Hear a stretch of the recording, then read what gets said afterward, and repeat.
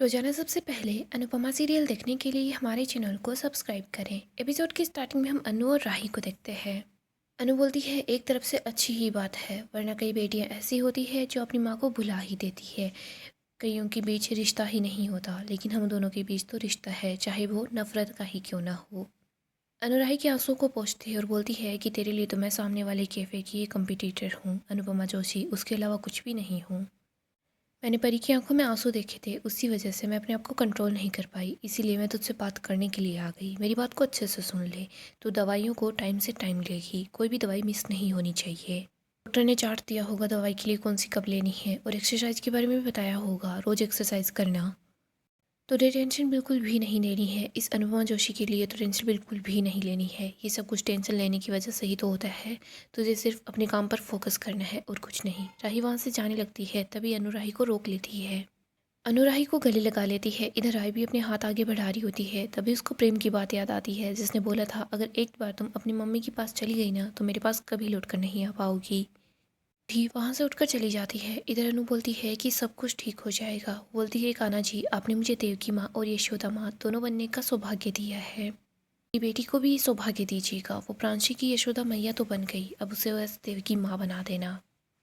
राही बाहर की तरफ सब लोगों के पास आ जाती है, तभी बा राही को अपने पास बुलाती है और बोलती है कि ये दवाई खा ले। राही बोलती है मेरी दवाई आपके पास कैसे आई। बा बताती है कि ये दवाई मुझे प्रेम देकर गया है।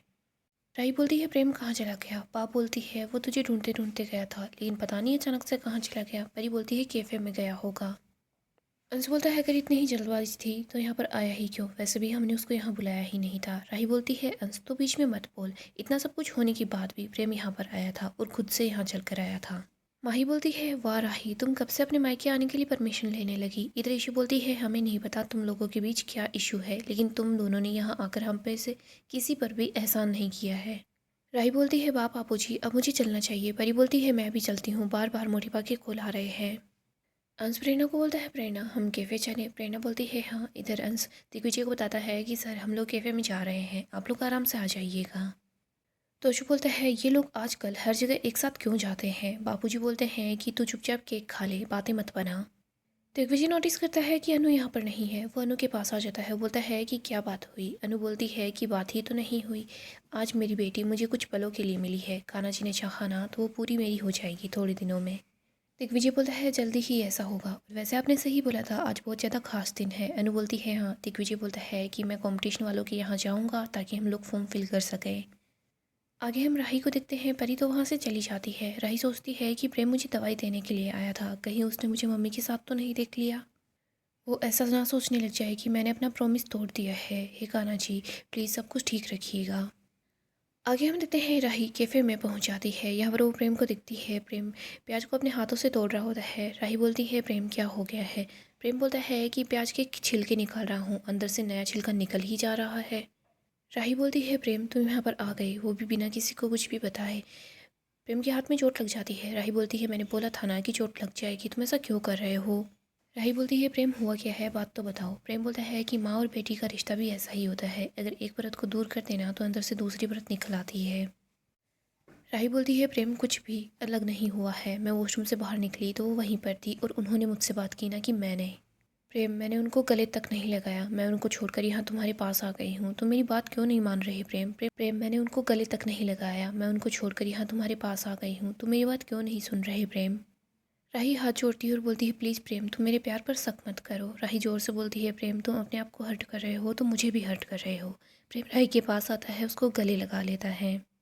प्रेम राही को बोलता है कि मैं तुम्हें हर्ट करने के बारे में सोच भी नहीं सकता, तुम हो तो मैं हूँ। राही बोलती है मेरे पास में तुम्हारे अलावा कुछ नहीं है। प्रेम आगे हम अनु और दिग्विजय को देखते हैं। अनु बोलती है सर कान्हा जी का लाख लाख शुक्र है कि उन लोगों ने हमारा फॉर्म ले लिया। दिग्विजय बोलता है हाँ, वो तो उस लड़के ने आपको पहचान लिया, वरना वो लोग हमारा फॉर्म नहीं लेते। और सर वो लोग तो ये बात भी मान गए कि उनकी वजह से फॉर्म खो गया है, लेकिन मुझे ये नहीं समझ आ रही कि इतने सारे फॉर्म में से सिर्फ हमारा फॉर्म ही कैसे खोया। दिग्विजय बोलता है ये बातें छोड़ो, आखिरकार हमारा फॉर्म तो सबमिट हो ही गया है। अनु बोलती है कान्हा जी ने इतना साथ दिया है, बस एक बार हुनर दिखाने का मौका और दे दे। सर हमने सपनों के महल तो बना लिए हैं, लेकिन सपनों के महल को ईंट पत्थर का महल बनाने के लिए हमें ये कंपटीशन जीतना बहुत ज़्यादा ज़रूरी है। दिग्विजय बोलता है, अनुपमा जी आज आप इतना काम कर रही हैं, कुछ भूली तो नहीं? अनु बोलती है, क्या सर? दिग्विजय बोलता है, बाबू जी की नज़र उतारना या फिर सिर्फ थू थू थू से काम चला लिया? अनु बोलती है, नहीं सर, मैं बिल्कुल भी नहीं भूली। जब मैं कैफ़े आ रही तो उससे पहले मैंने बा और बाबू जी की नज़र उतारी थी। दिग्विजय बोलता है, ये शुरू से ऐसा ही थे क्या? अनु बोलती है, शुरू शुरू में तो मैं यहाँ पर नहीं थी, लेकिन अरेंज मैरिज ऐसे ही होती है। पहले दो लोगों की शादी होती है, उनके भाग्य मिलते हैं, फिर उन दोनों को एक दूसरे से प्यार होता है।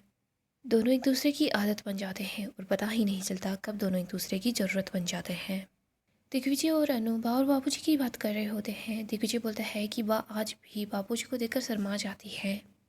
दिग्विजय बोलता है, बाबूजी कोई भी बात करे, चाहे वो हंसी मजाक की हो या फिर कैसी भी हो, लेकिन बा के बगैर वो पूरी नहीं होती। अनु बोलती है, ये बात तो है। दिग्विजय बोलता है, इन दोनों के बीच कितनी अच्छी अंडरस्टैंडिंग हो गई है, ये दोनों एक दूसरे की बात को कहे बगैर ही समझ जाते होंगे। अनु बताती है कि वाह और बापूजी ने बहुत कुछ देखा है। अनु बता देती है कि कैसे वनराज ने उनको घर से निकाल दिया था, वो आश्रम में थे। अनु ये भी बताती है कि बापूजी ने मेरा साथ देने के लिए 2 बार अपने घर को छोड़ दिया। बा और बापूजी दोनों एक दूसरे से दूर थे, लेकिन इन दोनों के बीच का जो प्यार था वो कभी कम नहीं हुआ और ये ना ही एक दूसरे से अलग हुए। दिग्विजय बोलता है, दोनों की एक बात पर राय अलग अलग होती है। अनु बोलती है कि हाँ, ये लोग ऐसा ही करते हैं। अनु बोलती है, जब भी मैं बा को चाय बना कर देती हूँ तो बा ये बोलती है कि देखो अनुपमा, तुम्हारी जो चाय है इसमें चीनी कम है। तो बापूजी बा को बोल देते हैं कि लीला, तुम्हारी जुबान ही ज़्यादा कड़वी है तो चाय मीठी नहीं लग रही। दिग्विजय बोलता है, बा भी कह देती होंगी कि आपकी शुगर ना बढ़े, इसीलिए ऐसी करवेली जैसी जबान रखी हुई है। अनु और दिग्विजय हंस रहे होते हैं। अनु बोलती है, दोनों मुझसे बहुत ज़्यादा प्यार करते हैं। बा मुझसे बस थोड़ा बहुत गुस्सा हो जाती है, लेकिन वो मेरे बगैर रह नहीं सकती। इन दोनों के मेरी ज़िंदगी में बहुत मायने हैं। जब तक मैं बापूजी के चुटकुले नहीं सुनती, बा के ताने नहीं सुनती, तब तक तो मुझे खाना भी हजम नहीं होता। मुझे तो ऐसा लगता है अगर इनके ताने ना सुने तो फिर मुझे तो नींद भी नहीं आएगी। मेरा मन तो कर रहा है कि मैं बा के तानों को रिकॉर्डिंग करके रख लूँ, ताकि जब रात को नींद ना आए ना तो उन्हीं को सुन लूँ। दिग्विजय बोलते हैं, साथ ऐसा ही होना चाहिए जो उम्र भर साथ निभाए। ऐसा लगता है प्रपोजल आई लव यू नहीं होना चाहिए, प्रपोजल होना चाहिए I want to grow old with you. Anu को याद आता है कि अनु और अनुज एक दूसरे को बस यही बोला करते थे। अनु अनुज को याद करके इमोशनल सी हो जाती है। दिग्विजय बोलता है, अनुपमा जी क्या हो गया, आप अचानक से चुप ही हो गई? अनु बोलती है कि कुछ नहीं सर, बस कुछ याद आ गया। वैसे सर आप बिल्कुल सही बोल रहे हैं, आजकल की जनरेशन के लोग बोलते हैं ना कि बुढ़ापा जो है ढलान की तरह होता है। अगर ये ढलान की तरह होता तो बुढ़ापा जल्दी ही निकल जाता, लेकिन ऐसा नहीं होता। बड़ी उम्र में एक एक कदम चलना ही पहाड़ चढ़ने जैसा होता है। शादी के शुरू के दिन तो एक दूसरे को जानने में ही निकल जाते हैं, लेकिन जो असली किताब होती है वो जीवन के लास्ट पहर में ही तो लिखी जाती है। दिग्विजय बोलता है, वाह आपने क्या शायराना बात की है, आपको शायरियों का भी शौक है? अनु बोलती है, अनुज को था, वो बहुत शायरी किया करते थे, मैंने उन्हीं से बस ये सब कुछ सीखा है। तभी यहाँ पर बंकू आ जाता है। वो बोलता है कि सर अंश भैया और प्रेरणा दीदी कब तक सामान लेकर आएंगे? दिग्विजय बोलता है, मैं कॉल करता हूँ। अनु और दिग्विजय दोनों साथ बोलते हैं कि कॉल करना ज़रूरी है क्या? दिग्विजय बोलता है, उनको थोड़ा टाइम स्पेंड करने देते हैं। अनु बोलती है, हाँ। आगे हम अंश और प्रेरणा को देखते हैं जो आइसक्रीम खाते खाते आ रहे होते हैं। अंश प्रेरणा को कुछ बोलना चाहता है। अंश रास्ते में रुक जाता है। वो प्रेरणा को आवाज़ लगाता है। प्रेरणा अंश को देखने लग जाती है। अंश प्रेरणा के पास आता है, उसको बोलता है कि मैं तुम्हें पसंद करने लग गया हूँ, सिर्फ दोस्तों की तरह नहीं, उससे ज़्यादा। मैं हमेशा से ही सच्चे प्यार के लिए तरसा हूँ। माँ होश को होने से पहले ही मुझसे दूर हो गई। पापा को तो मैंने कभी देखा ही नहीं, और अनुमा जो मेरे लिए जितना कुछ कर सकती थी उन्होंने उससे कई गुना ज़्यादा मेरे लिए किया है। फिर मेरी लाइफ में प्रार्थना आई। मुझे लगा कि अब मेरी फैमिली कंप्लीट हो जाएगी, लेकिन नहीं, कान्हा जी ने भी प्रार्थना को अपने पास बुला लिया। प्रांसी भी मुझसे दूर हो गई। इसीलिए मैं तुमसे अपनी फीलिंग शेयर नहीं कर पा रहा था। तुम अकेली होकर भी कंप्लीट हो। प्रेरणा, मैंने जितना टाइम तुम्हारे साथ स्पेंड किया है मैं इतना तो जान गया हूँ, अगर तुम किसी को चूज करोगी ना तो सिर्फ इसलिए करोगी क्योंकि तुम उससे प्यार करती हो, इसलिए नहीं कि तुम्हें उसकी ज़रूरत हो। लेकिन मैं क्या करूँ, तुम मेरी ज़रूरत बनती जा रही हो। मुझे पता है ऐसा प्रपोजल किसी भी लड़की का सपना नहीं होता। इतनी भीड़ है, इतनी गर्मी है, मेरे पास तुम्हें देने के लिए फूल तो क्या, हाथों में जगह भी नहीं है। मैं सब अरेंज कर सकता था, लेकिन वो सब कुछ नकली होता। मैं तुम्हें सच बताने के लिए तरस रहा था प्रेरणा, और ये है मेरा सच। मैं एक मिडिल क्लास फैमिली का लड़का हूँ जो फैमिली की जिम्मेदारियों से दबा हुआ है। मेरी एक बेटी भी है। मैं ये सब कुछ तुम पर नहीं लादना चाहता। मैं सिर्फ तुम्हें ये बताना चाहता हूँ, अगर मेरी लाइफ मुझे फिर से फैमिली बनाने का मौका देगी ना तो मैं अपनी फैमिली तुम्हारे साथ बनाना चाहूँगा। प्रेरणा बस अंश को ही देखे जा रही होती है। अंश घबरा जाता है। अंश बोलता है, सॉरी, मुझे ये सब कुछ नहीं बोलना चाहिए था। मैं इतना परेशान था तो मैंने जो दिल में आया सब बोल दिया, लेकिन देखो तुम कितनी स्वीट हो, तो मुझे मना भी नहीं कर पा रही। अंश बोलता है सॉरी, मुझे यहाँ से चले जाना चाहिए, मैं यहाँ से जा रहा हूँ। अंश वहाँ से जा रहा होता है तभी प्रेरणा अंश को रोक लेती है। अंश पीछे मुड़कर प्रेरणा की तरफ देखता है। वो देखता है कि प्रेरणा के हाथों में बलून्स है। प्रेरणा अंश के पास आती है, उसको बोलती है कि तुम्हारी तरह मैं भी बचपन से ही प्यार के लिए तरसी हूँ। और रही बात प्रपोजल की, तो उसके बारे में मैं इतना कुछ जानती नहीं, क्योंकि कभी किसी ने मुझे प्रपोज नहीं किया है। लेकिन हाँ, किसी ने मुझे इम्प्रेस जरूर किया है। तुम्हारी सच्चाई ने, तुम्हारे साथ फील होने वाली सेफ्टी ने और तुम्हारे साथ के सुकून ने। अंश बोलता है तुम मुझसे नाराज़ नहीं हो? प्रेरणा बोलती है नहीं, बिल्कुल भी नहीं, और कभी हो भी नहीं सकती, क्योंकि मुझे तुम्हारा साथ अच्छा लगता है। मुझे तुम अच्छे लगते हो, तुम्हारी हर एक चीज़ अच्छी लगती है, लेकिन मैंने जिस किसी पर भी भरोसा किया है उसने मुझे धोखा दिया है। मुझे लाइफ टाइम के कमिटमेंट लेने से डर लग रहा है। मैं सोचती हूँ अगर कुछ ऐसा वैसा हो गया तो फिर हमारी दोस्ती, हमारे बीच का जो रिश्ता है, वो तुम्हारी फैमिली से मिलने वाला मुझे जो प्यार है, सब कुछ ख़त्म हो जाएगा। प्रेरणा बोलती है ये जो येलो रंग है वो खुशी का रंग है, प्यार का रंग नहीं है। शायद प्यार के रंग में पहुंचने तक मुझे थोड़ा बहुत टाइम लगेगा। क्या तुम मुझे वो टाइम दे दोगे? अंश बोलता है क्यों नहीं, तुम्हें जितना टाइम लेना है तुम टाइम ले लो और डिसाइड कर लो। और जब तक तुम डिसाइड करोगी तब तक हम वैसे ही दोस्त रहेंगे जैसे अब हैं। आगे हम पंकु को देखते हैं जो कि सोफे को ठीक कर रहा होता है। तभी इशू आती है, उसकी हेल्प कर रही होती है। पंकु बोलता है बहुत भारी है। इशू बोलती है तभी तो मैं हेल्प कर रही हूँ। इशू और बंकू वहीं पर बैठ जाते हैं। इशू बंकू को ही देख रही होती है। वो उसको बोलती है कि थैंक्स हमेशा मेरी सपोर्ट करने के लिए। बंकू बोलता है फिर ये तो मुझे आपको बोलना चाहिए, क्योंकि आप मेरे लिए अपनी मम्मी से भी लड़ जाती हो। इशू बोलती है और तुम मेरे लिए उन चीफ लड़कों से भिड़ गए थे तो? बंकू बोलता है मैंने वही किया जो मुझे सही लगा। इशू बोलती है सब वही करते हैं जो उनको सही लगता है। इशू बोलती है बंकू सच में तुम सबसे अलग हो। मैंने आज तक ऐसा लड़का नहीं देखा जिसमें सादगी और सेल्फ रिस्पेक्ट का कॉम्बिनेशन ऐसा हो। जितना भी देखती हूँ और देखने का मन करता है। बंकू बोलता है मैंने जो कुछ भी सीखा है वो सर से सीखा है, और उसके बाद अनु दीदी मिली तो उनसे सीखा। और अब तुम मेरी पढ़ाई में हेल्प कर रही हो। सच कहूँ तो मुझे ऐसा करना है कि जिससे सब लोगों को मुझ पर गर्व हो। इशू बंकू का हाथ पकड़ती है और उसको बोलती है कि बंकू मुझे तुम पर गर्व है।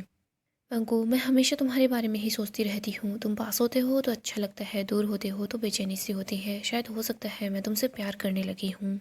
मुझे पूरा यकीन है बंकू, मैं तुमसे प्यार करती हूँ। बंकू अपना हाथ छुड़वा लेता है और बोलता है कि आप क्या बोल रही हैं? अगर कोई ये बात सुन लेगा ना तो मुश्किल हो जाएगी। इशू बोलती है कि कैसी मुश्किल, मैं सबसे पहले तुम्हें ही तो बता रही हूँ। इशू बोलती है अगर मैं चाहती तो अपनी फैमिली के सामने जाकर बता सकती थी। बंकू बोलता है प्लीज़ ईशानी चुप रहो। इशू बोलती है कि क्या हुआ, तुम ऐसा क्यों बोल रहे हो? बंकू बोलता है ये सब कुछ डिसाइड करने वाला मैं कुछ भी नहीं हूँ, मैं कोई नहीं हूँ, मैं तुम्हारी बराबरी का नहीं हूँ ईशानी। और ये बात समाज ने पहले ही डिसाइड कर ली है। इशू बोलती है समाज जाए भाड़ के अंदर, मुझे सोसाइटी से कोई फ़र्क नहीं पड़ता। पंकु बोलता है ईशानी अपने परिवार के बारे में सोचो, वो भी ऐसा नहीं चाहते। तुम्हारे मन में जो भी है अपने मन तक ही रखो, मुझे या परिवार वालों को किसी को कुछ मत बताना। ईशानी धीरे धीरे तुम सब कुछ भूल जाओगी, बस सब कुछ भूल जाना। इशू बोलती है बंकु तुम सब कुछ भूल जाओ, फैमिली को भूल जाओ, एक बार सोसाइटी को भूल जाओ और मेरी तरफ देखो। इशू फिर से बंकु का हाथ पकड़ लेती है। उसको बोलती है कि सच सच बताओ, क्या तुम्हारे दिल में मेरे लिए कोई फीलिंग्स नहीं है? पंकु तुम सच सच बताओ, क्या तुम मुझसे प्यार नहीं करते? पंकु कुछ नहीं बोला, वहाँ से जाने लगता है। तभी वो अपने सामने दिग्विजय और अन्नू को दिखता है। गाइस डेली अपडेट के लिए आप हमारे चैनल को सब्सक्राइब करें, साथ ही साथ वीडियो को लाइक भी कर दें। गाइस नेक्स्ट एपिसोड काफ़ी ही ज़्यादा इंटरेस्टिंग होने वाला है। नेक्स्ट एपिसोड में हम देखेंगे राही देखती है कि प्रेम को बहुत तेज बुखार है। राही प्रेम को बोलती है कि प्रेम तुम ऐसे में काम कैसे कर पाओगे, तुम्हें यहीं रहना होगा, तुम घर पर ही रहो। प्रेम बोलता है कि राही लेकिन ऑर्डर को पूरा करना बहुत ज़्यादा ज़रूरी है, प्लीज़ तुम्हें ही सब कुछ मैनेज करना होगा। राही सोच रही होती है बट मैं कैसे कर पाऊंगी। राही कैफ़े में पहुंच तो जाती है बट वो सोचती है कि मैं क्या करूं। वो खाना बनाना स्टार्ट भी करती है, लेकिन तभी उसको लगता है कि वो ठीक से खाना नहीं बना पाएगी। वो श्रुति के पास कॉल करती है, उसको बोलती है कि कुछ कुक चाहिए, लेकिन श्रुति साफ साफ मना कर देती है। वो बोलती है कि मेरा ये काम नहीं है कि मैं कुक के पीछे पीछे भागती फिरूं।